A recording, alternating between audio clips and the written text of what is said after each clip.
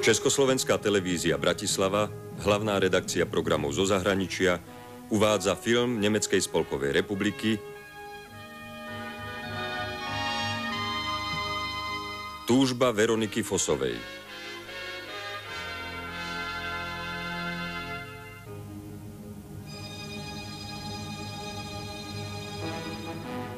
V slovenskom znení účinkujú Anna Javorková, Stano Dančiak, Alena Michalidesová, Adela Gáborová, Eva Krížiková, Matej Landl, Peter Mikulík, Peter Debnár a ďalší.